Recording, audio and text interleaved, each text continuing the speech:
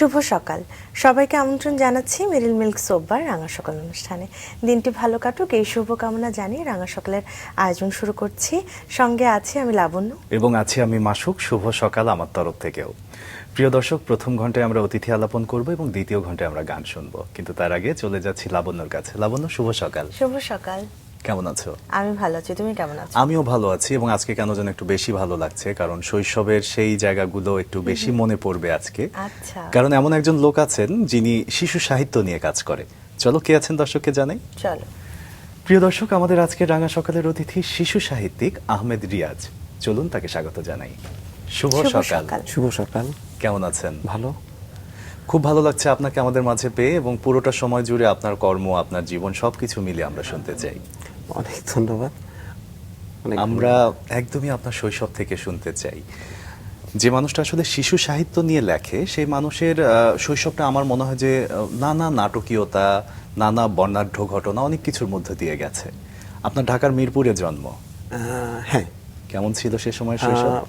মিরপুরে ঠিক না, আসলে হচ্ছে আমরা তখন ছিলাম কল্যাণপুরে। আচ্ছা। আর মিরপুরে 1975-এর 31শে আগস্ট পর্যন্ত কারফিউ ছিল, তখন কেউ ঢুকতে পারতো না। আচ্ছা। আপনারা তো জানেনই, এটা সবাই জানে যে মিরপুর স্বাধীন হয়, বাংলাদেশ স্বাধীন হওয়ার 1.5 মাস পরে, 1972 সালের 31শে জানুয়ারি। এরপরেও বহুদিন মিরপুরে কেউ ঢুকতে পারতো না। যখন কারফিউ উঠলো তারপরে আমরা ঢুকলাম। তখন আমার বয়স 3-3.5 বছর।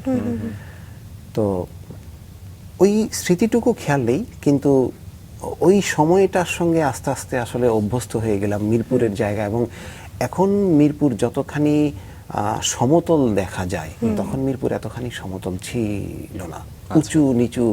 মিরপুর সবসময় টিলা, তারপরে একটু জায়গা, জলাশয় প্রচুর ছিল। এবং যখন আমরা মিরপুরে আসি, এবং আমার শৈশবে মিরপুরটা ছিল একেবারে গ্রামের মতো। আচ্ছা। খুব সুন্দর। মানে আমি সাঁতার শিখেছি, আমাদের বাসার পিছনে একটা ঝিল ছিল। ওই ঝিলের সঙ্গে আবার তুরাগ নদীর কানেকশন ছিল। এখন ওইটা একদম মানে দুর্গন্ধময় জায়গা হয়ে গিয়েছে, কিন্তু ওইখানে আমরা সাঁতার শিখতাম। শুধু তাই না, মিরপুরে যখন আমি আমার ছোটবেলায় কখনো মাছ কিনে খেতে হয় নাই। মানে আমার বাবা মাছ ধরতেন এবং আমিও যেতাম সঙ্গে। ভোর 4টার সময় ডাক দিতেন, চল মাছ ধরে নিয়ে আসি। তা আমরা ওই ঝিল থেকে মাছ ধরে নিয়ে আসতাম, আর ওই মাছ দিয়েই হতো। মানে মানুষজনও কম ছিল। আর আমরা যে মহল্লাটায় ছিলাম ওইটার নাম হচ্ছে ব্লক ট। মিরপুরে অনেকগুলো ব্লক, যেমন মিরপুর 6 নম্বরে অনেকগুলো ব্লক, ABC ব্লক, যে ব্লকগুলো আছে। আবার হচ্ছে বাংলাতেও কিছু ব্লক, যেমন টব, আমরা থাকতাম টব ব্লকে, তারপরে বর্গজ ব্লক, ঝ ব্লক, ক, খ, এই রকম ব্লকগুলো। তো এই ইংরেজি এবং বাংলা, এখন প্রশ্ন হতে পারে যে ইংরেজি এবং বাংলা এই 2 রকম নামের ব্লক কেন? ইংরেজি যে ব্লকগুলো, সেই বাড়িগুলো তৈরি হয়েছিল পাকিস্তান আমলে, আপনার আইয়ুব খানের সময়। তখন ওই যে 1947 সালে যে দেশ ভাগ হলো, এবং 65 সালে যখন ভারত পাকিস্তান যুদ্ধ হলো, যুদ্ধ হওয়ার পরে বিহার থেকে কিছু মুসলমান এই দেশে ঢুকলেন। বিহারি আমরা যাদেরকে বলি, তো তারাও তো রিফিউজি। তো তারা যখন আসে, তখন তাদের আবাসনের জন্য আইয়ুব খান কিছু বাড়ি করে। প্রত্যেকটা বাড়ির আয়তন ছিল 2.25 কাঠা। ওইগুলো আবার হচ্ছে ইংরেজি ব্লক। বাংলা ব্লকে আমরা আসলাম হলো 1974 সালে। দুর্ভিক্ষ হয় একটা, বাংলাদেশে বন্যা হয় প্রচন্ড, এবং ওই বন্যার সময় সরকার জায়গা দেয়, এবং রেড ক্রিসেন্ট, এখন তো রেড ক্রিসেন্ট, তখন রেড ক্রস ছিল। রেড ক্রস তখন ওই খালি জায়গাগুলোতে কিছু বাড়ি করে ওই বন্যা দুর্গতদের জন্য। সেগুলোই বাংলা ব্লক, ট ব্লক। সেই সময় আমরা থাকতাম ব্লক টয়। আচ্ছা, আপনার শৈশবের সাথে এই যে ব্লক ট, তারপর ব্লক ABC, এই পার্থক্যটা আপনার শৈশবের সাথে আসলে কিভাবে যুক্ত ছিল, বা আপনি এই বিষয়টা নিয়ে শৈশবে কিছু ভেবেছেন, কোনো ভাবনা আসতো মাথায়? না, আমার মানে চিন্তা তো হতোই যে ওরা, যেমন আমার বন্ধু বান্ধব যারা আছে, কেউ থাকে ব্লক এ তে, কেউ বি তে, কেউ সি তে, আচ্ছা। না আমরা কেন ব্লক ট? তো এখন আমাদেরকে, যারা আমরা ব্লক টয়ে থাকতাম, আমাদেরকে আবার ওই যারা এবিসি তে থাকতো তারা আবার বলতো যে রিফিউজি, মানে কারণ এটা রিফিউজিদের জন্য করা হয়েছে, কিন্তু ওইটাও যে রিফিউজিদের জন্য এটা আবার ওরা জানতো না। ওরা মনে করতো যে ওইটা কত গল্প, কত আসলে পরিবর্তন, অনেক কিছু। এবং আপনি যেমনভাবে বলছিলেন যে ঝিল থেকে মাছ ধরে খাওয়া, সেখানে সাঁতার কাটা, এগুলো আসলে এখন চিন্তাই করা যায় না। এখন মিরপুরকে আমরা একদম অন্যভাবে দেখি। তা আপনার ক ভাই বোন ছিলেন সেটা একটু জানতে চাই, পরিবারে সে সময় কে কে ছিলেন? আচ্ছা, আমরা এখন সর্বশেষ আমরা 6 ভাই বোন। আপনি কততম? আমি মানে নাম্বার 1, প্রথম, সবার বড়, আদরের এবং দায়িত্বশীল ছেলে বলতে পারি। দায়িত্বশীল বলা কতখানি ঠিক হবে আমি ঠিক জানি না, কিন্তু মানে আমাকে আমার মা আদর একটু অন্যরকম ভাবেই করতেন। প্রথম সন্তান। আরেকটা বিষয় ছিল যে আমার মুক্তিযুদ্ধের সময় আমি ছিলাম আমার মায়ের পেটে। আচ্ছা। তো যখন পাকিস্তানিরা আসতো তখনই ওই সবাই লুকিয়ে পড়তো, বাড়ি থেকে বেরিয়ে ওই গ্রামে লুকিয়ে পড়তো। তো ওই ছোটাছুটির কারণে আমার অন্য ভাই বোনদের থেকে আমি হচ্ছি সবচেয়ে দুর্বল এবং সবচেয়ে খাটো। আমার ভাইরা কিন্তু একেবারেই 6 ফিটের কাছাকাছি, এবং ওদের পায়ের মাপগুলো খুব বিশাল, জুতো পাওয়া যায় না। কিন্তু একদিকে অবশ্য সুবিধা হয়েছে, ওরা ওদের জামা কাপড় জুতো নিয়ে মারামারি করে, আমার সঙ্গে করতে হয় না, কারণ আমারগুলো সাইজে ছোট। আচ্ছা। আমরা 4 ভাই এবং 2 বোন। আর আমি যখন ক্লাস 4-এ পড়ি তখন আমার সবচেয়ে বড় একটা দুর্ঘটনা ঘটে, আমার আম্মা মারা যান। ক্লাস 4-এ? হ্যাঁ। আচ্ছা। আমি সবার বড়, এবং আমরা তখন 5 ভাই বোন। তো সবার বড় আমি, বাকিরা তো আরো ছোট, অনেক বেশি ছোট। ওই মৃত্যুটা আমাকে যতখানি না দুঃখ দিয়েছিল, আমার মধ্যে অ্যাডভেঞ্চারটা খুব বেশি লাগতো, যে কারণ আমার লাশ নিয়ে আমরা যাব গ্রামে। এই যে যাব, এই জার্নিটা আমাকে মানে অন্যরকম একটা বিষয়। কিন্তু যখন আমাকে কবর দেওয়া হয়, তারপরে গিয়ে আমি দুঃখবোধটা আমার একটু হলো। আসলে ওই বয়সে শোকের যে ভারটা, সেটা আসলে বোঝা আপনার পক্ষে সম্ভব না, সেজন্য হয়তো এমনটা হয়েছে। বাবার কথা শুনতে চাই, এরকম একটা পরিস্থিতিতে বাবা আপনাদেরকে কিভাবে সামলালেন? উনি দেখলেন যে পরিবারটাও বিশাল বড়, ঢাকাতেও থাকতে হবে, তো উনি খুব বেশি দিন অপেক্ষা করেননি, উনি আমাদের জন্য আরেকটা মা নিয়ে আসলেন। আচ্ছা। তো এবং আমার এই মা আমাদেরকে খুব যত্ন করতেন এবং খুব কেয়ারিং ছিলেন আমাদের প্রতি। বাবা এমনিতে কি করতেন? আমার বাবা চাকরি করতেন, জব করতেন, উনি সরকারি জব করতেন। চমৎকার। আমরা পরিবারের গল্প, আপনার গল্প আরো শুনবো, তবে আপনার সম্পর্কে আমরা যতটুকু জানি এই মুহূর্তে একটু দর্শকদের জানিয়ে আসতে চাই। আহমেদ রিয়াজ ছাত্র জীবন থেকে লেখালেখির সঙ্গে যুক্ত। সে সময় থেকেই বিভিন্ন জাতীয় দৈনিক ও সাময়িকীতে তার লেখা প্রকাশিত হতে থাকে এবং 2001 সালে প্রকাশিত হয় তার প্রথম বই গল্পকুমার। শুরুতে ছড়া লিখলেও পরবর্তীতে তিনি গল্প উপন্যাসে মনোনিবেশ করেন এবং এখন পর্যন্ত তার প্রকাশিত গ্রন্থের সংখ্যা 170-এরও বেশি। কর্মজীবনে তিনি পাক্ষিক কিশোর ভুবনের নির্বাহী সম্পাদক, দৈনিক কালের কণ্ঠের সিনিয়র সাব এডিটর, মাসিক কিশোর বাংলার নির্বাহী সম্পাদক ও দৈনিক খবরের কাগজের ডেপুটি ফিচার এডিটর হিসেবে দায়িত্ব পালন করেছেন। বাংলাদেশের শিশুদের জন্য যুক্ত বর্ণবিহীন গল্প লেখার প্রবর্তক হিসেবেও তিনি পরিচিত। তার উল্লেখযোগ্য বইয়ের মধ্যে রয়েছে গল্পকুমার, আঙ্কেল গ্রেনেড ও তার দল, আগুন পাহাড়, জাদুর বালিশ, বৃষ্টি পরী, ৭১-এর বীরবিচ্ছু, মতি রাজাকার ও মুক্তিযোদ্ধা।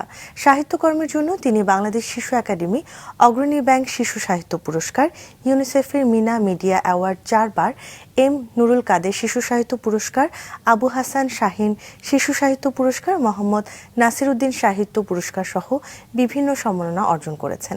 পাশাপাশি তিনি Room to Read, Sisimpur, UNICEF, Save the Children ও ব্র্যাক আয়োজিত দেশি বিদেশি নানা লেখক কর্মশালায় অংশ নিয়ে শিশুতোষ সাহিত্যের বিকাশে কাজ করে চলেছেন। আমরা তার কাজগুলো নিয়ে কথা বলবো। তার ছোটবেলায় ছিলাম, সেখানে আবারও ফিরছি।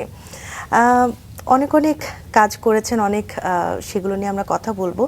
তবে ছোটবেলার গল্পটাই ছিলাম এবং পরিবার নিয়ে শুনছিলাম। ভাই বোনদের মধ্যে বন্ডিংটা কেমন ছিল সে সময়? খুবই সুন্দর। আমরা একটা বিশাল একটা খাট ছিল আমাদের, আমরা সব ভাই বোন ওই খাটে আমরা ঘুমাতাম।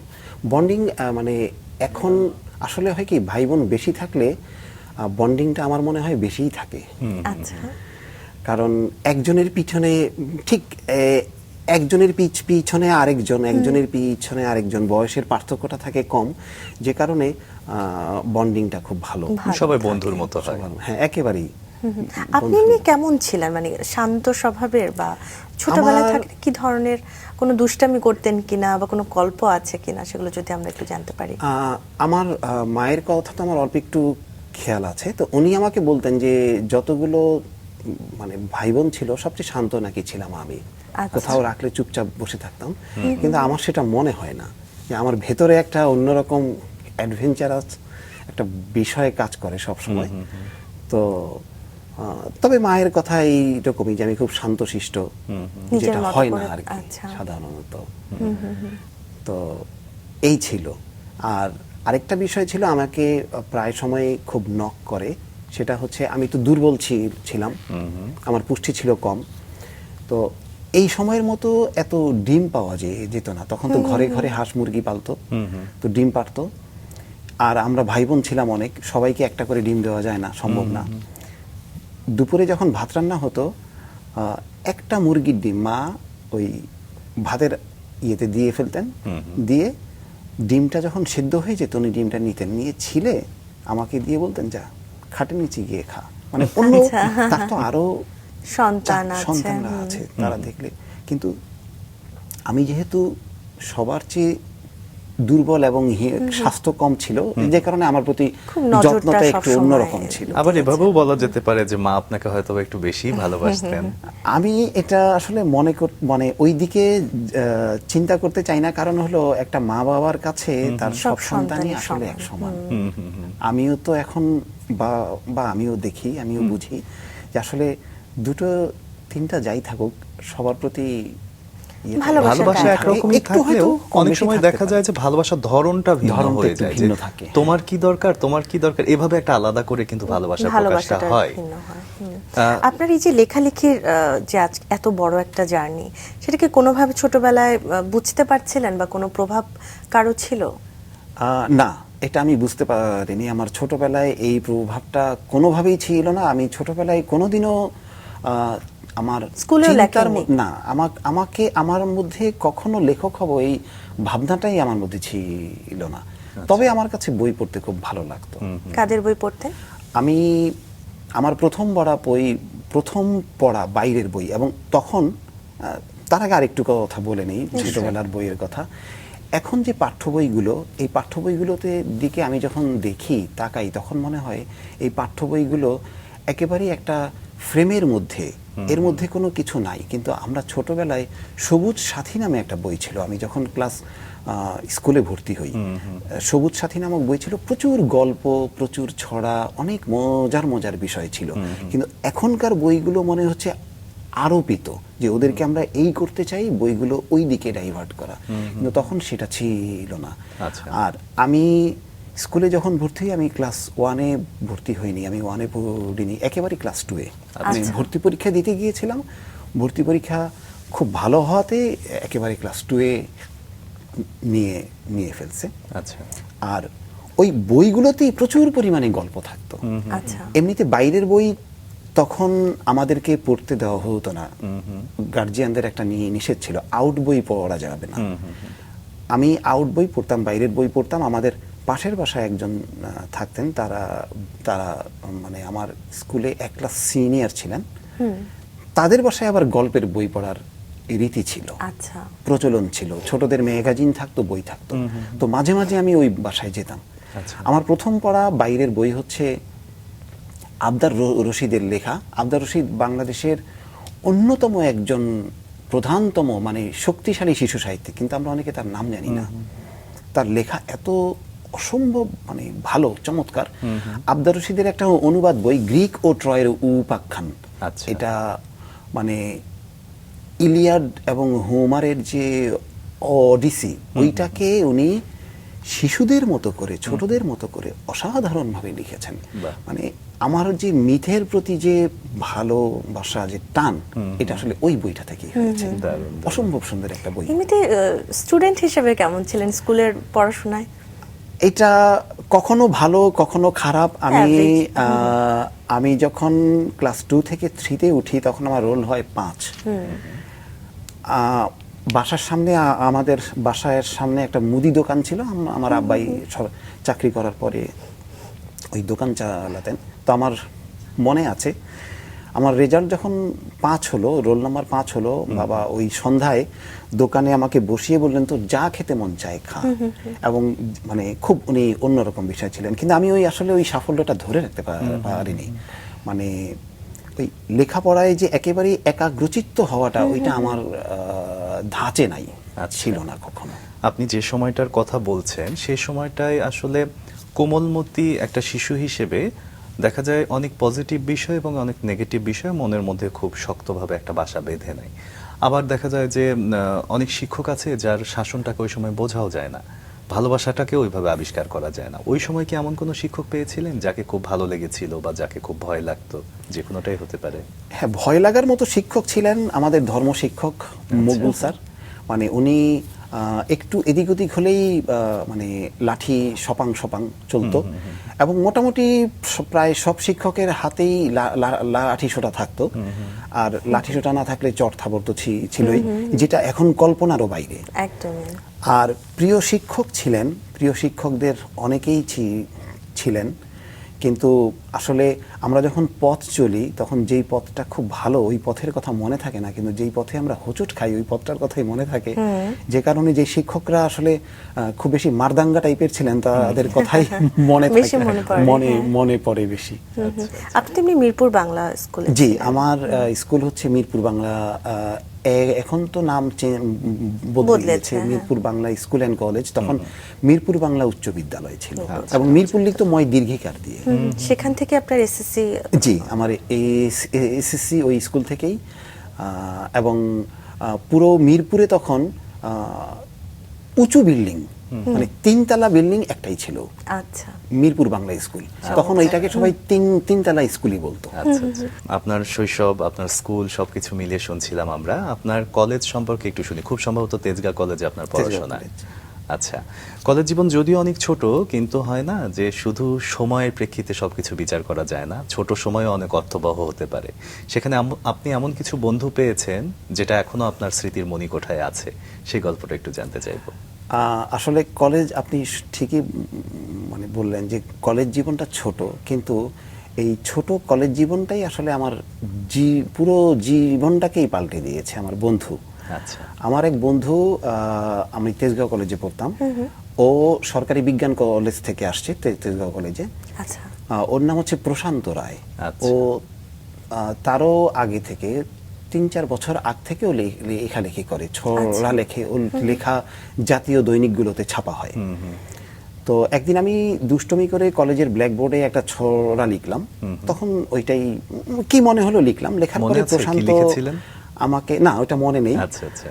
তো প্রশান্ত আমাকে বললো যে এটা কে লিখলো? আমি বললাম আমি। বলে যে তোমার লেখায় ছন্দ মাত্রা কিছু সমস্যা আছে। আমার কাছে শব্দগুলো নতুন লাগলো, যে ছন্দ মাত্রা। আমি বললাম ছন্দ মাত্রা কি? বলে যে ছড়া লিখতে গেলে তো এইগুলো ছন্দ মাত্রা তো প্রয়োজন, ছন্দ মাত্রা লাগে। এখন অন্যরকম একটা বিষয়, আমার খুব মানে কৌতূহল থেকে আমি ওর কাছ থেকে ছন্দ মাত্রা শিখতে শুরু করলাম এবং ছড়া চর্চা শুরু করলাম। আমাকে লেখালেখিতে আসলে প্রশান্ত রায় নিয়ে আসছে। এবং আমি যখন ছড়া লেখা শুরু করি, ও আমার ছড়ার প্রশংসা করতে লাগলো এবং জাতীয় দৈনিকে ছাপানোর দায়িত্ব নিয়ে নিল, এবং ও ছাপতে শুরু করলো। এর মধ্যে শিশু একাডেমি, বাংলাদেশ শিশু একাডেমি, তারা মা ও বাবা বিষয়ক কবিতা প্রতিযোগিতার আয়োজন করলো একটা, ওটা ডাকলো তারা। আমি ওইখানে অংশগ্রহণ করলাম এবং প্রাইজও পেলাম, বই। আচ্ছা। তো বইগুলো খুবই সুন্দর। ডক্টর হালিমা খাতুন, বিখ্যাত শিশু সাহিত্যিক, তার বই, তারপরে যাই হোক বেশ কয়েকজন বিখ্যাত লেখকের বই এবং চমৎকার বই। তো তো ওই বইগুলোতে আমার উৎসাহ আরো বাড়লো এবং আমি ছড়া লিখতে শুরু করলাম ধুমসে। এবং আপনার 1988 থেকে 94 সাল পর্যন্ত প্রায় 1000 খানেক ছড়া আমি লিখলাম এবং ছাপাও হলো 600-700 ছড়া। ছড়া লেখার কারণ কি উনি প্রশান্ত রায় ছিলেন নাকি আপনারই ছড়া লিখতে ভালো লাগতো? ছড়া আমারই লিখতে ভালো লাগতো, ছন্দ আছে, মাত্রা আছে, তাল করে পড়তে পারি এবং খুব ভালো লাগে। এর মধ্যে বৈচিত্র্য একটু অন্য রকম। ওই ছড়া লিখতে লিখতেই মানে ওই কলেজ জীবনটাই আমাকে আসলে চেঞ্জ করে দিল। সৃজনশীল কাজের ক্ষেত্রে যেটা হয় করে নিয়ে আসলো। জি জি, সৃজনশীল কাজের ক্ষেত্রে যেটা হয় স্যার, যে সৃজনশীল কাজগুলো আসলে সন্তানের মতো হয়। একটা দীর্ঘ সময় পরে এসে যখন সন্তান জন্মগ্রহণ করে, পৃথিবীর আলো দেখে, সেই সময়টার আনন্দ বা অনুভূতিটা শুধুমাত্র সৃষ্টিশীল মানুষরাই বলতে পারবে। আপনার কাছে জানতে চাইবো যে প্রথম যে ছড়া লিখলেন সেটা যে প্রকাশিত হলো, সেটা পড়ার পরে আপনার কি অনুভূতি হয়েছিল? সেটা পড়ার প্রথম ছড়াটা ছাপা হয় যেটা, ওই পত্রিকাটার নাম ছিল দৈনিক পত্রিকা। আচ্ছা। তো ওইটা ছাপা হয় মুক্তিযুদ্ধ মানে 25শে মার্চের আগে পরে। তো যে স্বাভাবিক মুক্তিযুদ্ধ বিষয়ক একটা ছড়া। আমি তো উচ্ছ্বসিত, ভীষণ উচ্ছ্বসিত, খুব খুশি আমি যে আমার লেখা ছাপা হয়েছে, ছড়া ছাপা হয়েছে। এবং পরিচিত জন যারা থাকে তাদেরকে দেখাই, একটা বিশাল পত্রিকার পাতা এক জায়গায় সামান্য একটু ছড়া, মানে 12 লাইনের, খুবই অন্যরকম। এটার অনেক অনেক বিশেষ অনুভূতি অন্যরকম। পরিচিত মানুষরা যখন দেখছিল তারা কি বলছিল? তারা বলছিল যে ভালো, আচ্ছা, লেখা ভালো, কিন্তু এখন বুঝি যে আসলে উৎসাহ দেওয়ার জন্য ভালো বলা আর ভালোর জন্য ভালো বলার মধ্যে অনেক পার্থক্য রয়েছে। তো তারপর কি ছড়াই লিখছিলেন নাকি অন্য কোনো? না, তারপরে আমি ছড়াই লিখছিলাম, ছড়াই লিখতে থাকলাম। এবং সেটা কি শুধু পত্রিকায় আসছিল বা অন্য কোনো? পত্রিকাতেও ছাপা হচ্ছিল এবং অন্যান্য জায়গা, অন্যান্য পত্র পত্রিকাতেও ছাপা হচ্ছিল। তখন তো মাত্র আমি কলেজে খুব ছোট, আর শিশু একাডেমিতে যেতাম তখন তারা যারা ছিলেন বিখ্যাত লেখকরা ছিলেন, বিপ্রদাস বড়ুয়া ছিলেন বাংলাদেশের একজন বিখ্যাত লেখক, ফারুক নওয়াজ ছিলেন, সুজন বড়ুয়া ছিলেন, বিখ্যাত লেখক সব। তাদের সংস্পর্শে থেকে আমি আসলে আরো বেশি সমৃদ্ধ হইলাম। এবং শিশু একাডেমিতে দেখতাম ওই সময়কার জাদরেল ছড়াকার যারা ছিলেন, লুৎফর রহমান রিটন, আমিরুল ইসলাম, এরা যেতেন। তাদের সঙ্গে একটা মানে এই অল্প বয়স থেকে একটা সখ্য তৈরি হলো এবং এটা আমাকে খুব অনুপ্রাণিত করলো। এবং লুৎফর রহমান রিটন তো তখন দেশ জোড়া তার নাম, এবং মানে উনি আসলে আমার ছড়া লেখার একটা অনুপ্রেরণার জায়গাও। আরেকজন সুকুমার বড়ুয়া, উনি এই বছর 3 তারিখ, জানুয়ারির 3 তারিখ উনি মারা গেলেন। অসম্ভব সুন্দর ছড়া সুকুমার বড়ুয়া, শুধু বাংলা সাহিত্য না, বিশ্ব সাহিত্যেরও তার ছড়া যেখানেই পাই পড়ি। আমি তখন দর্শকদের বলছিলাম আপনার প্রথম বই গল্পকুমার, সেটা 2001 সালে এসেছিল। 2001 সালে। তো সেই গল্পকুমার নিয়ে একটু শুনতে চাই। ছড়া লেখার পরে আমি দেখলাম যে ছড়া লিখে কি হবে জানি না, গল্প লিখতে ইচ্ছা করলো। কারণ ছড়া লিখলেও আমার বন্ধু প্রশান্ত বলল যে তুমি বই পড়বে প্রচুর, এবং ওর সঙ্গে সঙ্গে গিয়ে আমরা পুরনো বইয়ের মার্কেট থেকে বই কিনতাম, প্রচুর বই কিনতাম। কিন্তু বই পড়তে দেখলাম যে আসলে মানে গল্প, প্রবন্ধ, উপন্যাস সবই পড়তাম, কিন্তু গল্পগুলো আমাকে খুব একটা টানতো না। আচ্ছা, ছড়া তো অনেক আছে ভালো, কিন্তু ভালো গল্প আমি খুব ফিল করতে লাগলাম যে চমৎকার গল্প নাই। তখন আমি কিছুদিন লেখালেখিতে মানে গ্যাপ সেটা দিলাম, প্রচুর স্টাডি শুরু করলাম এবং এরপর আমি গল্প লেখা শুরু করলাম। আচ্ছা। এবং গল্প লিখতে এরপরে 2001 সালে এসে আমার গল্পের বই বের হলো, মানে আমার লেখালেখির 12 বছর পরে। পাশাপাশি তো আপনার পড়াশোনাটাও চলছিল। হ্যাঁ, পাশাপাশি আমার পড়াশোনাও চলছিল। আমি তেজগাঁও কলেজ থেকে ইন্টারমিডিয়েট পাশ করার পরে তারপরে আমি আর লেখাপড়ায় খুব একটা ভালো লাগছিল না। মাঝখানে তেজগাঁও পলিটেকনিকে আর্কিটেকচারে আমি ভর্তি হয়েছিলাম। ওইটা এসএসসির পরে ভর্তি হতে হয়, কিন্তু কলেজে একসঙ্গেই ক্লাস করেছিলাম। ওইটাও আমার কাছে অত বেশি টানলো না। বুয়েটে ভর্তি পরীক্ষা দিয়েছিলাম, কিন্তু ওইখানেও আর পরে খোঁজ খবর নেই। তো মোটামুটি আমি লেখালেখির দিকেই ওই ঝুঁকে পড়লাম বলতে গেলে, যে এই জায়গাটাকেই, কিংবা সাংবাদিকতা বা এই জায়গাটাকেই আমি বেছে নেওয়ার চেষ্টা করলাম ওই লেখাপড়ার জায়গা থেকে। আচ্ছা। তখন আমি ওই জায়গা থেকে সরে এসে লেখালেখিটাকেই খুব একটা বড় একটা প্রথম বইয়ের নাম গল্পকুমার।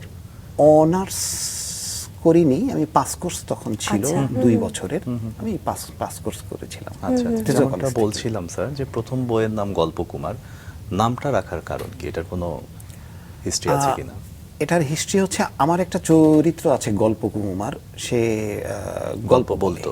আচ্ছা। তো ওই অনেকগুলো বাছাই করা গল্প নিয়ে তারপরে এই বইটা হলো গল্পকুমার, বইটা 2001-এ। আচ্ছা। এখানে সবগুলো গল্পকে আপনার কাল্পনিক চিন্তা থেকে আসলে লেখা হয়েছে কিনা, বা কোনো সত্য ঘটনা আছে কিনা? সব তো শিশুদের নিয়ে গল্প ছিল। গল্পকুমারটা শিশু তো ছিল না, এটা ছিল কিশোরদের জন্য। আচ্ছা। তো আমি একটু এখানে যদি বলি যে আমাদের এখানে সাহিত্যের আমরা মানে শিশুতোষ এবং কিশোর তোষের একটা পার্থক্যটা আসলে তৈরি হয়ে গিয়েছে। আগে এটা ছিল না। আগে মনে করা হতো যে ছোটদের জন্য যাই লেখা হয় ওটা 5 বছর বয়সীদের জন্য যা, 15 বছর বয়সীদের জন্য যা, তাই। আসলে মানে পার্থক্যটা পরে হয়েছে।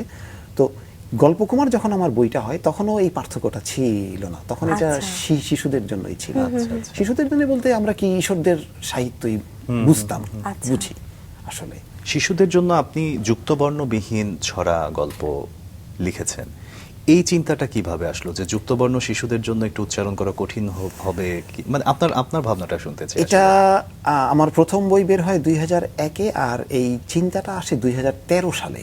লম্বা সময় মাঝখানে একটা ব্যাপার ঘটে যে আমাদের দেশে শিশুদের জন্য যে লেখা সাহিত্যগুলো আপনারা দেখবেন হয়তো 8-9 বছরের নিচে আর পাওয়া যায় না, বড় জোর 10-11 ওই দিকে শুরু হয়, কিন্তু 4-5 বয়সীদের জন্য কিন্তু কোনো সাহিত্য নাই। তো এটা না থাকার কারণ হচ্ছে যে আমাদের শিশু সাহিত্য নিয়ে চিন্তা ভাবনাটা কম। যাই হোক, আমি যুক্তবর্ণটা আসি। সেটা হচ্ছে রুম টু রিড, একটা আন্তর্জাতিক প্রকাশনা সংস্থা। এটার উদ্যোক্তা হচ্ছেন জন উডস, মাইক্রোসফটের 3rd ম্যান ছিলেন। উনি মাইক্রোসফটের চাকরি ছেড়ে দিয়ে উনি বিশ্বের শিশুদের বই পড়াতে উদ্বুদ্ধ করার জন্য রুম টু রিড প্রতিষ্ঠা করেন। এটা এখন বিশ্বের 10টা দেশে ওদের আঞ্চলিক অফিস এবং অনেকগুলো দেশে, প্রায় 20টা দেশে ওরা কাজ করে। বাংলাদেশ ওদের একটা ইম্পর্টেন্ট একটা জায়গা। ওরা নেপাল থেকে শুরু হয়েছিল room to read. Room to read প্রতি বছর বই প্রকাশ করে এবং অসাধারণ সুন্দর বই ছোটদের জন্য, যেমন ছবি, এবং ছোটরা কিন্তু পছন্দ করে ছবি, তারপরে গল্প। একদম। আমাদের এই দেশে কিন্তু 2010-এর আগে আপনি শুধুমাত্র ছবিবহুল বই দেখবেন না। আপনি যদি বইগুলো তাকান দেখবেন 2010-এর পরে আসছে, কারণ রুম টু রিড আসছে 2009-10-এ। ওরা এসে এই আন্তর্জাতিক যেই কনসেপ্ট শিশুদের বই, ওই বইটা রুম টু রিড প্রথম আনে, তারপর থেকে শুরু হয়। আচ্ছা। তো রুম টু রিডে আমি গল্প দিলাম, ওরা গল্প পছন্দ করলো, বই করবে। আচ্ছা। তো আমার বই করার জন্য বই করবে, এবং বইয়ের জন্য প্রত্যেকটা বইয়ের জন্য ওরা খাটে। প্রথমে বইয়ের ডামি কপি করে যাদের জন্য বই, ওই তাদের কাছে এই বইগুলো নিয়ে যায়। তারা বইগুলো পড়ে, ওই বয়সী শিশুরা ওরা মন্তব্য করে, ওইগুলো তারা নোট ডাউন করার পরে যদি পরিবর্তন করার প্রয়োজন হয় তারা পরিবর্তন করে। আচ্ছা। এইরকমই একটা সার্ভে যেটাকে বলে, এটাই রুম টু রিড আমাকে নিয়ে গেল সিরাজগঞ্জ। আচ্ছা। সিরাজগঞ্জে যাওয়ার পরে বই পড়তে গেল, এবং আমি আশ্চর্য হয়ে গেলাম, 4র্থ শ্রেণীতে পড়ে একটা ছেলে। 4র্থ শ্রেণীতে তো পাঠ্য বই থাকে 6টা, কম করে হলেও। তার মানে ওকে প্রচুর পরিমাণে বই পড়তে হয়। ও একটা ছোট্ট গল্প পড়তে গিয়ে যুক্তবর্ণের জায়গায় এসে ও বারবার আটকে যাচ্ছে, এবং ওই জায়গাগুলো ও স্কিপ করে যাচ্ছে। আচ্ছা আচ্ছা। তার মানে হচ্ছে যে শিক্ষা ব্যবস্থাটার যে জায়গাটা আমাদের মানে শহর এবং গ্রাম, বিশেষ করে ঢাকা এবং ঢাকার বাইরে অনেক পার্থক্য কিন্তু। আর বিশেষ করে চরাঞ্চল যদি হয়, মানে দুর্গম জায়গা যদি হয়, সেখানে শিক্ষা ব্যবস্থাটা কিন্তু আরো বেশি নাজুক। ওরা মানে ওদের রিডিং পড়ার মানে ক্যাপাসিটিটা অনেক কম। তো ওর যখন রিডিং ক্যাপাসিটিটা কম দেখে আমার কাছে মনে হলো যদি যুক্তবর্ণ না থাকতো তাহলে ওর পড়তে এত কষ্ট হতো না। ওর কষ্টটা দেখে আমার খুব কষ্ট লাগলো। তারপর যখন ঢাকায় আসলাম, এসে আমি মানে দেখলাম যে একজন ব্রিটিশ লেখক, উনি ইংরেজি শব্দে সবচেয়ে বহুল ব্যবহৃত লেটার বর্ণ হচ্ছে ই। তো উনি ই বর্ণ ছাড়া 50,000 শব্দের একটা উপন্যাস লিখে ফেলছেন ইংরেজিতে। তো এইটা যদি সম্ভব হয়, যুক্তবর্ণ ছাড়া কেন গল্প সম্ভব নয়? আমি এটা চেষ্টা করতে লাগলাম, চেষ্টা করতে করতে দেখলাম এবং যুক্তবর্ণবিহীন গল্প লিখতে পারলাম। সাড়া পেলেন কেমন? সাড়া অসম্ভব, অসম্ভব, খুবই ভালো। এবং শিক্ষা নিয়ে যে সমস্ত উন্নয়ন সহযোগী এনজিও যারা কাজ করে বাংলাদেশে, তারা এই কনসেপ্টটা খুব ভালোভাবে নিয়েছে। আপনার room to Read, Sisimpur, BRAC, UNICEF প্রত্যেকেই। এবং এটা এখন তো তাদের যে ক্রাইটেরিয়া থাকে, সেই ক্রাইটেরিয়াতেই তারা এটা উল্লেখ করে রাখে যে যতটা সম্ভব যুক্তবর্ণ বাদ দিয়ে কাজ করার জন্য। কিন্তু তাই বলে যে যুক্তবর্ণ বাদ দিতে হবে তা কিন্তু না, এটারও একটা বৈজ্ঞানিক বা একটা ব্যাখ্যা আছে, এটা বিষয় আছে, এটা নিয়ে আমরা কাজ করছি। আচ্ছা, শিশুর ক্ষেত্রে যেটা হয় স্যার, যে শিশুতোষ কবিতা, ছড়া যাই আপনারা লিখছেন না কেন, আমরা যখন শিশুতোষ বলছি, কিন্তু শিশুর মনস্তাত্ত্বিক জায়গাটা কতখানি আসলে বাংলাদেশে রিসার্চ করে বই লেখা হয়, বা আপনার চর্চাটা কি ধরনের? এটা খুবই ভালো একটা, আপনি খুব ভালো একটা প্রশ্ন বা উত্থাপন করলেন।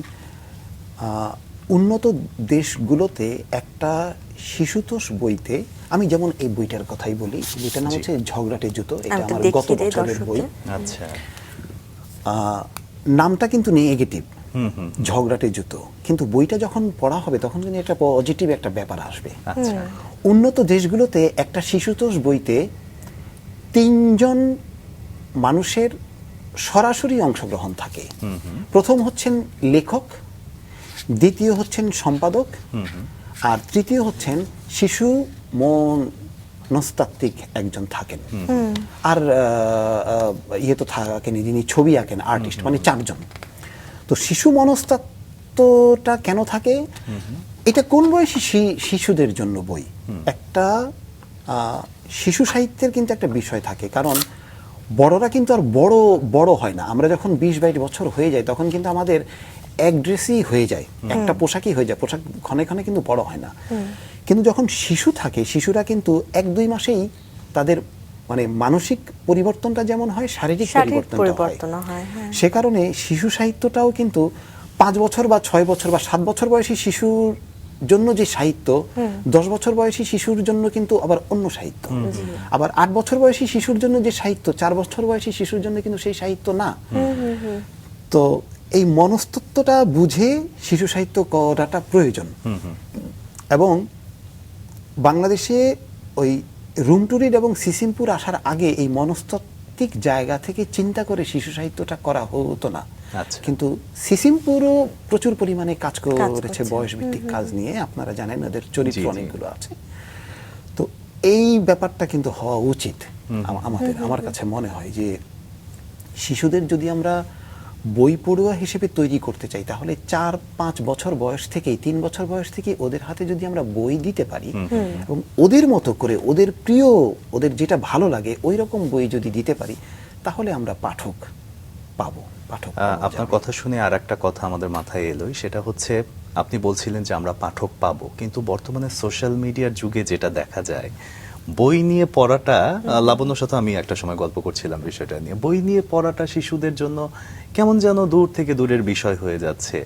এটা কেন হচ্ছে, বা এখান থেকে আমরা আসলে উত্তরণের জন্য কি পথ পেতে পারি? এটার কিছু বিষয় থাকে, কিছু জায়গা থাকে, সেটা হচ্ছে আমাদের শিক্ষা ব্যবস্থাটাকে যদি আমরা এইরকম ভাবে করতে পারি যে ওরা গল্পের বই পড়বে, পাঠ্য বইয়ের বাইরে বই পড়বে, শিক্ষা ব্যবস্থাটাকেই সেইভাবে যদি ঢেলে সাজানো যায়, তাহলে বই ওরা পড়বে এবং একটা অভ্যস্ততা তৈরি হবে বই পড়তে পড়তে। আমার কিছু বন্ধু আছে দেশের বাইরে থাকে, তারা বলল যে বাইরে যখন, বিদেশে যখন, অনেক দেশে আছে যে ওর যদি লেখাপড়াটা ভালো না হয়, ও যদি ভালো পাস করতে না পারে, গ্রেড F পায়, তখন তাকে বলে যে তুমি তাহলে 10টা বই পড়ো, তোমাকে আমরা পরের গ্রেডে দিব তুলে। তো এইরকম ব্যাপারগুলো যদি করা যায় বই পড়ার ক্ষেত্রে, শিক্ষা ব্যবস্থাটায়, তাহলে হবে। আর সবচেয়ে জরুরি যেটা দরকার সেটা হচ্ছে, আমি সারাদিন কাজ করে ঘরে ফিরে আমি যদি মোবাইল নিয়ে শুয়ে থাকি, বসে থাকি, বিশ্রাম করি, আমার সন্তান বা আমার ঘরে যে শিশু আছে ও যখন দেখবে যে বড় একটা মানুষ বাইরে থেকে এসেও সে মোবাইল নিয়ে বসছে, শিশুটাও কিন্তু মোবাইলই চাবে, কারণ শিশুরা হচ্ছে অনুকরণ প্রিয়। বিশেষ করে ছেলেরা বাবাকে অনুকরণ করে, মেয়েরা মাকে অনুকরণ করে। এখন ও যখন দেখবে যে আমার বাবা অথবা মা বই পড়ছে, তখন তার মধ্যে বই পড়ার একটা আগ্রহ তৈরি হবে। আগ্রহটা আসলে আমাদের ওইভাবেই তৈরি করতে হবে, আমরা নিজেকে পরিবর্তন করে শিশুদেরকে পরিবর্তনের মধ্যে নিয়ে আসতে। খুব চমৎকার বলেছেন, এই বিষয়টা আসলে এভাবেই আপনার কাছে জানতে চাচ্ছিলাম। আমরা স্যার নানান বিষয় নিয়ে কথা বলছিলাম, এই মুহূর্তে একটু জানতে চাই আপনি এই যে শিশুদের জন্য বইগুলো যখন লেখেন তখন আসলে কোন কোন বিষয়গুলো আপনি একটু গুরুত্ব দেন, বা এখন তো আসলে যেহেতু বাচ্চাদের একটা পরিবর্তন এসেছে, এখন কি আপনারও সেই লেখালেখির জায়গাও পরিবর্তন এনেছেন কিনা, আগের লেখালেখির সাথে এখনকার লেখালেখির? হ্যাঁ, একজন লেখক, আমি মনে করি লেখককে তার সময়ের সঙ্গে চলতে হয়। এবং 20 বছর আগে যে শিশু, 20 বছর পরে সেই শিশুর মধ্যে অনেক পার্থক্য। এটা প্রযুক্তিগত পার্থক্য, বিশ্ব পরিবর্তনের পার্থক্য, সবকিছুই অনেক পার্থক্য। এবং ওই তার সঙ্গে কিন্তু মানিয়ে নিয়ে নিতে হয় একজন লেখককে, কিংবা সৃজনশীল কাজ যারা করে তাদেরকে সময়ের সঙ্গেই আসলে চলতে হয়। সময়ের সঙ্গে না চলতে পারলে হয় না। সেটাই যে লেখালেখি অবশ্যই তবে আমি চেষ্টা করি যে কিশোরদের চেয়ে আরো কত ছোট শিশুদের জন্য লেখা যায়। এটা আসলে খুবই শ্রমের একটা কাজ, পরিশ্রমের একটা কাজ, খুব কঠিন একটা কাজ। আপনাকেও তো তখন শিশু হয়েই আসলে লিখতে হয়, এটা কি কঠিন কিনা? হ্যাঁ, খুবই কঠিন। আমরা আসলে বড় হওয়াটা যত সহজ, ছোট হওয়াটা কিন্তু অত সহজ না। একদমই তাই, কারণ আমরা বড় হয়ে যে চিন্তাগুলো খুব দেখি সেটা আমাদের জন্য লিখতে যতটা ইজি হয়, সেই জায়গাটা একদম বড় হয়ে আবার ছোটদের মতো করে চিন্তা করা সেটা তো একটু কঠিন। এবং এক এক শিশুর, যেমন 3 বছর বয়সের একটা শিশু, ও যখন কথা বলে, ও এক এক পর্বে, মানে দম নেওয়ার পর্যন্ত, এক দম থেকে আরেক দমে ও একটা বাক্যে ও কয়টা শব্দ বলে, এই জিনিসগুলো কিন্তু খেয়াল করতে হয়। তারপরে ও যে শব্দগুলো বলে, এই শব্দগুলোতে কয়টা বর্ণের শব্দ বলতে পারে, কারণ বেশি বর্ণ হলে কিন্তু, বেশি বর্ণের শব্দ কিন্তু ওদের পক্ষে বলা সম্ভব না। তো এই যে শিশুর দম নেয়ার বিষয়গুলো, এগুলোও কিন্তু শিশু সাহিত্যে কিন্তু থাকে, শিশুদের জন্য লেখার মধ্যে কিন্তু থাকে। যে আমি যে গল্প লিখবো আমার শিশুদের জন্য, ওই গল্পে এক একটা বাক্যে কয়টা শব্দ থাকবে, মানে কোন বয়সী শিশুদের জন্য লিখছি, এবং সে কারণে ওইখানে কয়টা শব্দ থাকবে একটা বাক্যে। আচ্ছা। এবং ওই এক একটা বর্ণের মধ্যে, শব্দের মধ্যে আবার কয়টা করে আমি বর্ণ দিচ্ছি, কারণ 5 বর্ণেরও শব্দ আছে, 2 বর্ণেরও শব্দ আছে, 1 বর্ণেরও শব্দ আছে। এই বিষয়গুলো মাথায় রেখেও কিন্তু কাজ করতে হয়। বেশ জটিল একটা প্রক্রিয়া, তাই না? লেখকের জন্য। হ্যাঁ, এটা লেখকের জন্য সাবধানী একটা প্রক্রিয়া। তারপরে স্যার আপনি অনেকগুলো বই লিখেছেন, 170টিরও বেশি বই লেখা হয়েছে শিশুদের নিয়ে।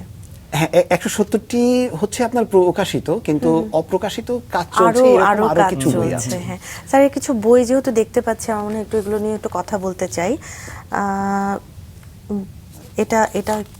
এটা হচ্ছে ওইটার প্রথম পার্ট হচ্ছে, এটা পয়েন্ট 326 এফএক্স। এটা হচ্ছে ফিউচার ফিকশন থ্রিলার। মানে বাংলাদেশে তো বা বিশ্বের সায়েন্স ফিকশন লেখা হয়, ফিউচার ফিকশনটা লেখা হয় না বাংলা সাহিত্যে। ফিউচার ফিকশন এটাই মানে প্রথম। ফিউচার ফিকশন আর সায়েন্স ফিকশনের মধ্যে মানে বেশ কিছু পার্থক্য আছে, মৌলিক পার্থক্য। বিজ্ঞান এবং মানে বিজ্ঞান ছাড়া একটা ব্যাপার আর কি, এই বিষয়গুলো থাকে। এটা অবশ্য কিশোরদের জন্য বই।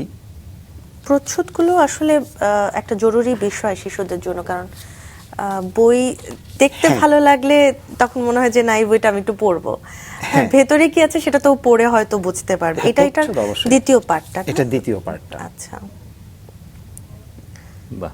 স্যার, মাঝে মাঝে দেখা গেছে যে আপনি শিশুদের জন্য এমন কিছু বই লিখেছেন, নতুন একটা বিষয় তাদের কাছে আসলে একটা উপলব্ধি দিয়ে প্রকাশ করতে চেয়েছেন। যেমন আপনার 71-এর বুদ্ধিমতী বইটার কথাই যদি বলি, বা আপনার আরো কিছু বই আছে যে মতি রাজাকার ও মুক্তিযোদ্ধা। এই বইগুলো আসলে লেখার ক্ষেত্রে, যুদ্ধ যেহেতু একটা অন্যরকম বিষয়, সেটা প্রকাশ করার ক্ষেত্রে কি কি বিষয় খেয়াল রেখেছেন শিশুদের জন্য? মুক্তিযুদ্ধের বিষয়টা আমি বলি, যেহেতু মার্চ মাস, মুক্তিযুদ্ধ ফ্যান্টাসি না, মুক্তিযুদ্ধ ফিকশন না, মুক্তিযুদ্ধ একেবারে রিয়েলিস্টিক বিষয়। এবং আমাদের অস্তিত্বের সঙ্গে ওতপ্রোতভাবে জড়িত। কাজে মুক্তিযুদ্ধ নিয়ে কোনো ফ্যান্টাসি তৈরি হতে পারে না, রিয়েলিস্টিক হওয়া প্রয়োজন। কিন্তু আমি তো মুক্তিযুদ্ধ দেখিনি, আমি তাই বলে কি আমি মুক্তিযুদ্ধের গল্প লিখবো না? অবশ্যই লিখবো। আমি মুক্তিযুদ্ধ জাদুঘর থেকে, মুক্তিযুদ্ধ জাদুঘর একটা সময় উদ্যোগ নিয়েছিল পুরো দেশ থেকে মুক্তিযুদ্ধের কাহিনী সংগ্রহ করবে স্কুল শিক্ষার্থীদের মাধ্যমে, এবং তারা প্রচুর পরিমাণে কাহিনী সংগ্রহ করেছে। আমি মুক্তিযুদ্ধ জাদুঘর থেকে 15,000 মুক্তিযুদ্ধের কাহিনী সংগ্রহ করেছি। ওইগুলো আমি স্টাডি করি মুক্তিযুদ্ধের গল্প যখন আমি লিখি, তখন আমি ওইখান থেকে যেগুলোকে গল্প দেওয়া সম্ভব আমি সেগুলো গল্প লিখি। 71-এর বুদ্ধিমতী, এইখানে একটা মেয়ে, এই গল্পটা আমি নিয়েছি, এই কাহিনীটা নিয়েছি 71-এর মুক্তিযোদ্ধা হামিদুল ইসলাম, বীর বিক্রম। উনি উনার একটা বই লিখেছেন, ওই বইতে উনি মুক্তিযুদ্ধ বিষয়ক অনেক কিছু লিখেছেন। ওইখানে এই বুদ্ধিমতীর গল্পটাও আছে। এটা হচ্ছে মানে গল্পটা যদি আপনি শুনেন তাহলে বুঝবেন যে বিভীষিকা ছাড়াও যে যুদ্ধ কিভাবে সম্ভব। মুক্তিযোদ্ধারা ওয়েট করছেন, অপেক্ষা করছেন, পাশে বিশাল পাকিস্তানি ক্যাম্প, প্রায় 200 পাকিস্তানি আর্মি, কিন্তু মুক্তিযোদ্ধারা সংখ্যায় কম। তারা কিভাবে এই যুদ্ধ পরিচালনা করবেন খুব চিন্তার মধ্যে পড়ে গেছেন, তাদের অস্ত্রশস্ত্রও কম। তখন একটা মেয়ে আসলো, 10 বছর বয়সী মেয়ে, এসে মুক্তিযোদ্ধা কমান্ডারকে বলল, চিন্তার কি আছে, বুদ্ধি আছে। কি বুদ্ধি? কিছুক্ষণ পর সে কুলায় করে মরিচের গুঁড়ো নিয়ে আসলো। 10-12 কুলা মরিচের গুঁড়ো, এবং বাতাসটা আসছিল দক্ষিণ দিকের বাতাস, উত্তর দিকে ওই পাকিস্তানিদের ক্যাম্প ছিল উত্তর দিকে, দক্ষিণ দিক থেকে বাতাসটা আসবে। ওই কুলা দিয়ে এই মরিচের গুঁড়ো ছিটিয়ে দিল, পাকিস্তানিদের ক্যাম্পে গেল। পাকিস্তানিরা এই অস্ত্র ছাড়া পুরা টোটাল পাকিস্তানি ক্যাম্প ওরা ধরাশায়ী হয়ে গেল, এবং মুক্তিযোদ্ধারা বিনা যুদ্ধে, বিনা গোলাগুলিতে ওই ক্যাম্প দখল করলেন, অস্ত্র দখল করলেন পাকিস্তানিদের। তাহলে এইটা কি মুক্তিযুদ্ধ নয়? অবশ্যই। এবং এটা তো এর বাইরে মুক্তিযুদ্ধ, গোলাগুলির বাইরে মুক্তিযুদ্ধ, তাও বুদ্ধিটা আসলে একটা 10 বছর বয়সী একটা শিশুর মেয়ের কাছ থেকে। মানে আসলে গল্প আছে আমাদের প্রচুর, কিন্তু উপাদান খুঁজতে হবে যে কোনটা শিশুদের জন্য, কোনটা কিশোরদের জন্য, কোনটা বড়দের জন্য। একদম একদম তাই। এগুলো কি সিসিমপুরের? এই দুটো সিসিমপুরের বই, 20 মিনিটে বিশ্ব ভ্রমণ, এটা ম্যাপ দেখে নানা বাড়ি। এই বইটার একটা মজা আছে, একদম শেষ পৃষ্ঠাটায় ম্যাপ দেখে নানা বাড়ি। আচ্ছা, আপনি একদম শেষ পৃষ্ঠাটায় যান, তাহলে আমি আগে এটা একটু দর্শকদের দেখিয়ে দেব, এবং শেষ পৃষ্ঠাটাও দেখাচ্ছি দর্শকদের।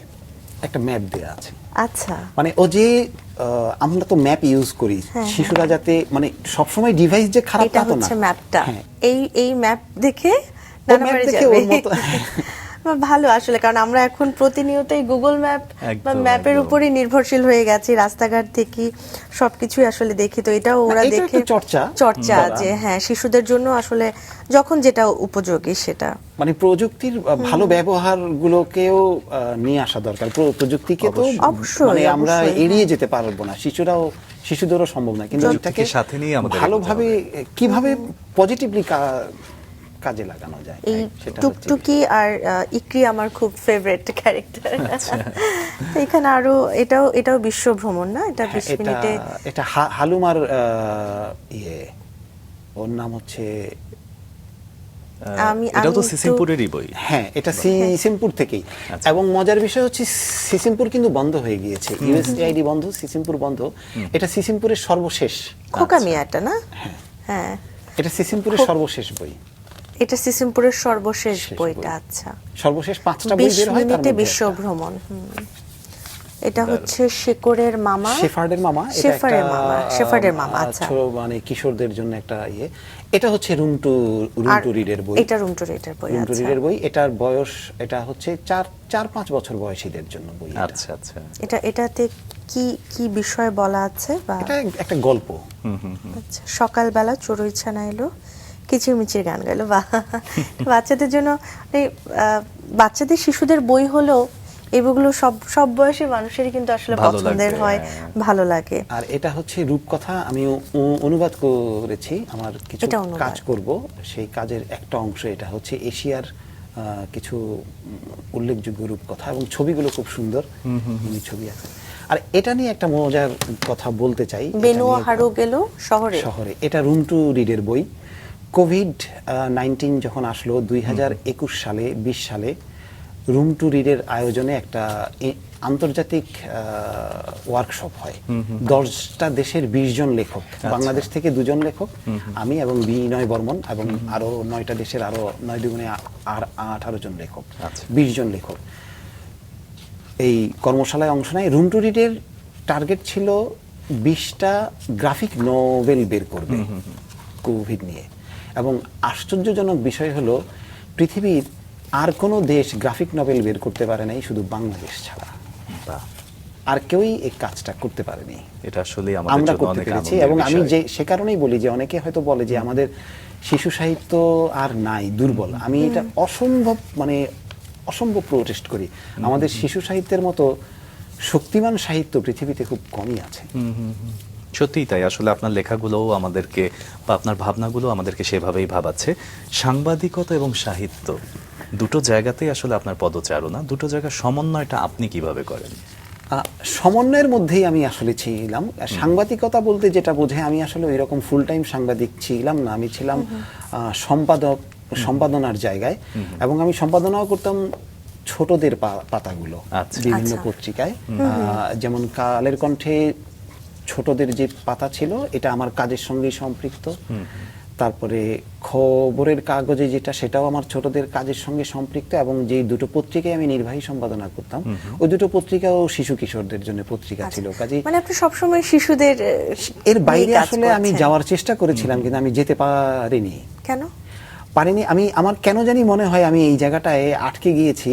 মনে হয় না, আমি এই জায়গাটা এত বেশি আমি উপভোগ করি, মানে আর অন্য কিছু আর আমার কাছে ভালো লাগে না। আমরা যে ওই সময় কথা বলছিলাম যে প্রযুক্তিকে এড়িয়ে যাওয়ার কোনো উপায় নেই, তো প্রযুক্তির যুগে, মোবাইলের যুগে আসলে এখন বই পড়ার অভ্যাস আমাদের মোটামুটি অনেকেরই কমে গেছে। আমরা একটু দেখা যায় ইবুকগুলোই হয়তো পড়ি, বা হাতের মুঠে যেটা থাকে সেটা খুব ইজিলি আসলে যেটা আমাদের হয় সেটাই আমরা খুঁজে নিতে চাই বা স্বাচ্ছন্দ্য বোধ করি। আপনি কি আসলে এমন কিছু ভাবছেন যে আসলে একটু ইবুকের দিকে যাওয়া বা বইগুলোকে নিয়ে একটু নতুনভাবে প্রযুক্তির দিকে যদি একটু এগিয়ে নেওয়া যায়, যাতে করে শিশুরা আরো বেশি এই বিষয় উপভোগ করতে পারে? এটা আসলে কাজ হচ্ছে। আচ্ছা, কাজ হচ্ছে বিভিন্ন চ্যানেলগুলোতে বই পড়া, এই যে বিশেষ করে রুম টু রিডের বইগুলো, বিখ্যাত আমাদের সেলিব্রিটিরা তারা এই বইগুলো পড়ে শোনাচ্ছেন, এবং বিভিন্ন চ্যানেলে এগুলো হচ্ছে। আমার মোটামুটি ছোটদের কোনো বই, একদম শিশুদের বইগুলো, রুম টু রিডের কোনো বই বাদ নেই, সবগুলো বই তারা পাঠ করেছেন, এবং ওটার প্রভাব ফলাফল খুব ভালো। এবং এটা যদি রুম টু রিডের উদ্যোগে হয়েছে, এটা যদি চ্যানেলগুলোর উদ্যোগে হয় তাহলেও ভালো হবে। তারা যদি একটা কমিটি করে, বাছাই করে, যে বইগুলো বাছাই হবে কিভাবে, কোন বইগুলো ভালো বা কি, ওইভাবেও এরকম কিছু অনুষ্ঠান করা যেতে পারে। আর আমি তো লেখার কাজ করি, তো আসলে ওই কাজগুলো করার জন্য আবার আলাদা করে চিন্তা করতে হবে।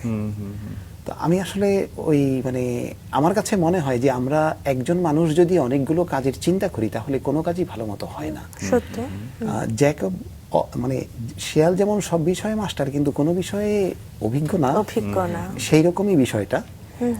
তো এটা আসলে যারা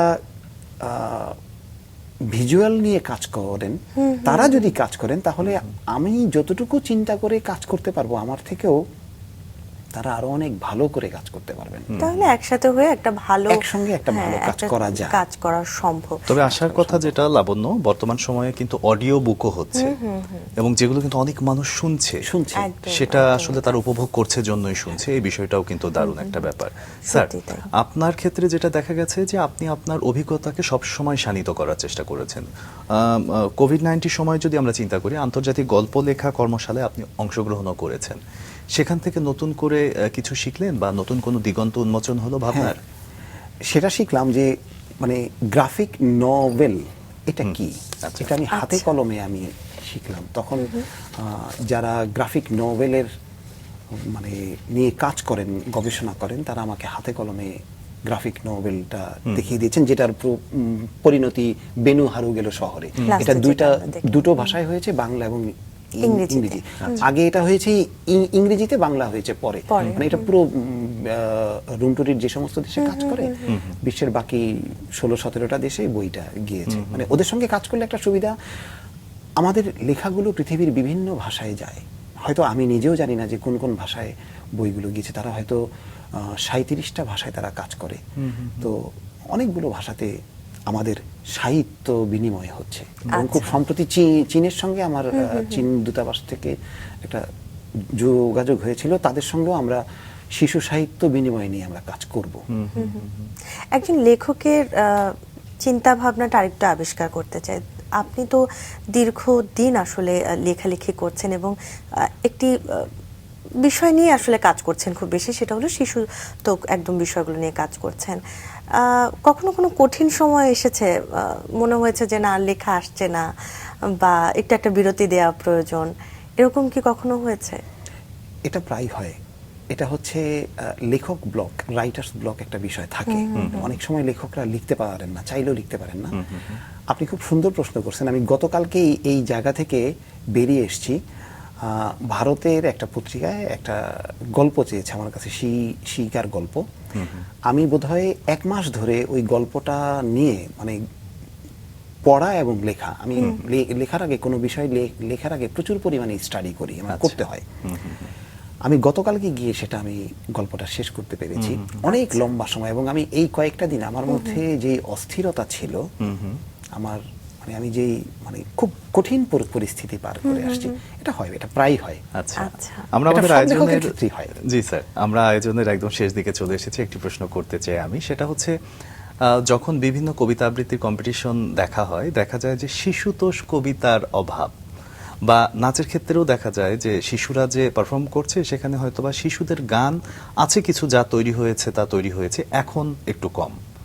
বা গানের ক্ষেত্রেও শিশুতোষ গানটা পছন্দ করাটা অনেক গুরুত্বপূর্ণ একটা বিষয় হয়ে দাঁড়ায়, কারণ দেখা যাচ্ছে যা আছে তাই নতুন করে হচ্ছে না। এই জায়গাটা আপনি কিভাবে দেখেন? একই সাথে জুড়ে দেবো আর একটা বিষয়, যে নতুন প্রজন্মের যারা শিশুদের নিয়ে ভাবতে চায়, লিখতে চায়, তাদের জন্য কি পরামর্শ দেবেন? নতুন প্রজন্মের যারা লিখতে চায়, পড়তে চায়, এটার প্রধান বিষয় হলো পড়তে হবে এবং একটা এইম ধরে লেখক হওয়া প্রয়োজন। কারণ এখন কিন্তু সব বিষয়ে মানে লেখালেখি করাটা অনেক কঠিন, জটিল। যদি কেউ লেখক হতে চায় তাহলে আগে ঠিক করতে হবে কোন বিষয় নিয়ে লিখবে। ওই বিষয়টা নিয়ে তাকে স্টাডি করলে প্রচুর পরিমাণে পড়তে হবে। প্রচুর পরিমাণে পড়ার বাইরে আসলে কিছু নাই। আর আমার মনে হয় বাংলা সাহিত্যে শিশুতোষ ছড়া অসংখ্য। সুকুমার বড়ুয়া, লুৎফর রহমান রিটন, আবদার রশিদ সহ বাংলা সাহিত্যে প্রচুর পরিমাণে শিশুতোষ ছড়া আছে। আর আমাদের সবার প্রিয় সুকুমার রায় তো আছেন, যিনি বাংলা শিশু সাহিত্যের কিংবদন্তি, সেটা তো আমরা জানি। কিন্তু তারপরেও আমি যেগুলো বললাম যে আমাদের দেশের সুকুমার বড়ুয়া থেকে শুরু করে প্রচুর পরিমাণে শিশুতোষ ছড়া তাদের আছে, শিশুরা যাতে পাঠ করতে পারে। এবং এই রকম অভিজ্ঞতা আমার হয়েছে যে আমার ছোট ছেলেরা যখন বিভিন্ন জায়গায় গিয়েছে, ও সুকুমার বড়ুয়ার বই নিয়ে গিয়েছে, সবাই হুমড়ি খেয়ে পড়লো যে এই বই আপনারা পেলেন কোথায়। আসলে বিষয়টা হচ্ছে, যদি আমার পড়ার চর্চাটা থাকে তাহলেই আমি বইয়ের খোঁজগুলো পাবো। যদি পড়ার চর্চাটা না থাকে তাহলে বইয়ের খোঁজগুলো আসলে পাওয়া যাবে না। খুবই সুন্দর বলেছেন। আমরা চলে এসেছি আমাদের আজকের আয়োজনের একদমই শেষ পর্যায়ে। আমাদেরকে সময় দেওয়ার জন্য আপনাকে অসংখ্য ধন্যবাদ। শুভকামনা আপনার জন্য।